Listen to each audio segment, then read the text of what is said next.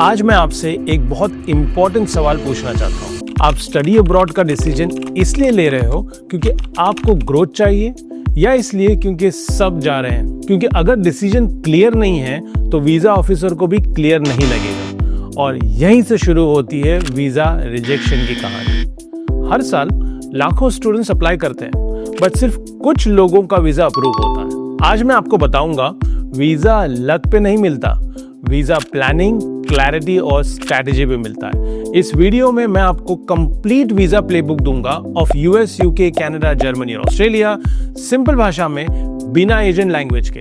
तो अगर अभी तक फॉलो नहीं किया तो जल्दी करो, आगे ऐसे बहुत सारे वीडियोस आने वाले हैं। अब सुनिए वीज़ा रिजेक्शन की सच्चाई जो कोई नहीं बताता। सबसे पहले एक मिसअंडरस्टैंडिंग क्लियर कर देते हैं।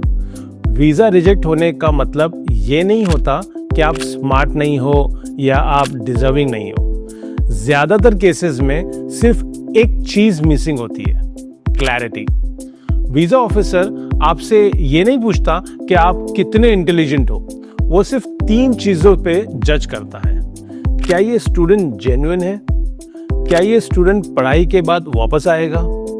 क्या इसके पास पैसा और प्लानिंग दोनों है? अगर आप इन 3 सवालों का आंसर कॉन्फिडेंटली देते हो तो वीज़ा इंटरव्यू खत्म।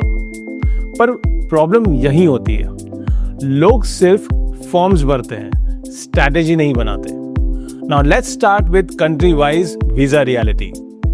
US visa, intent matters more than documents. US का वीज़ा सबसे ज़्यादा मिसअंडरस्टूड है। लोग सोचते हैं मार्क्स ज़्यादा होंगे तो वीज़ा मिल जाएगा। गलत।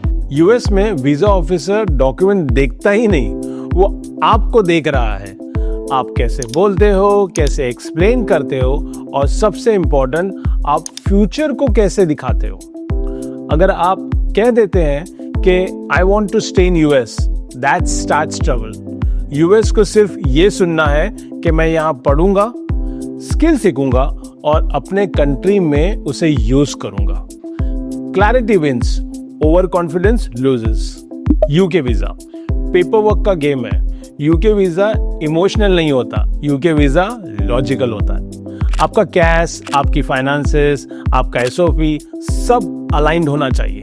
कनाडा वीज़ा, पैसे की कहानी क्लियर होनी चाहिए। कनाडा का वीज़ा सबसे ज़्यादा फाइनेंस ड्रिवन होता है। जीआईसी, फीस, स्पॉन्सर इनकम सब एक स्टोरी बोलना चाहिए।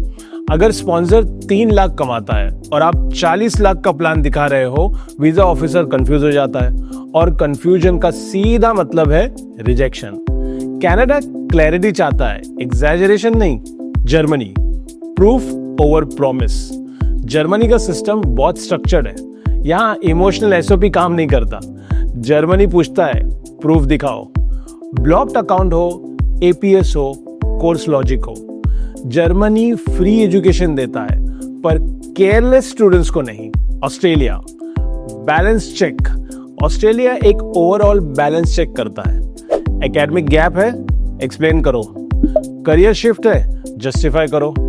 ऑस्ट्रेलिया को सिर्फ ये दिखना चाहिए कि you are upgrading, not escaping. अब बात करते हैं फाइनेंशियल डॉक्यूमेंट्स की।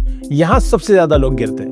मैं ऑनेस्टली बोल रहा हूँ, 60% वीजा रिजेक्शन का रीजन सिर्फ ये एक होता है, फाइनेंशियल कंफ्यूजन। अचानक पैसे डिपॉजिट हो जाते हैं, लोन लेटर्स अनक्लियर होते हैं, इनकम मैच नहीं करती। वीजा ऑफिसर को ऐसे नहीं लगना चाहिए कि आप स्ट्रगल करोगे, उसको लगना चाहिए कि this family is well prepared. Next है home ties, silent decision maker. Visa officer को एक डर होता है, ये स्टूडेंट वापस आएगा या नहीं। अगर आप सिर्फ बोलते हो आई विल रिटर्न, काफी नहीं है। आपको दिखाना पड़ता है कि फैमिली, करियर, फ्यूचर प्लान्स। ये स्ट्रॉन्ग होम टाइज मतलब जेल नहीं, स्ट्रॉन्ग होम टाइज मतलब purpose. Visa interview, visa interview कोई इंटरोगेशन नहीं है, ये एक नॉर्मल कॉन्वर्जेशन है। जो लोग रट्टा मारकर जाते हैं वो सबसे ज्यादा नर्वस होते हैं और जो लोग क्लियर होते हैं वो नेचुरली कॉन्फिडेंट लगते हैं। और कॉन्फिडेंस सबसे बड़ा डॉक्यूमेंट होता है। कमेंट में बताओ if you want me to make a video about how to ace in visa interviews. अगर आप इस पूरे वीडियो से एक चीज याद रखोगे तो ये कि वीजा प्रोसेस लक का गेम नहीं है, ये क्लैरिटी का, प्रिपरेशन का और गाइडेंस का गेम है। Think broad, think abroad, think a live. Video save करो, शेयर करो, क्योंकि ये इंफॉर्मेशन एक वीजा बचा सकती है। और सब्सक्राइब करो for more such abroad education related content.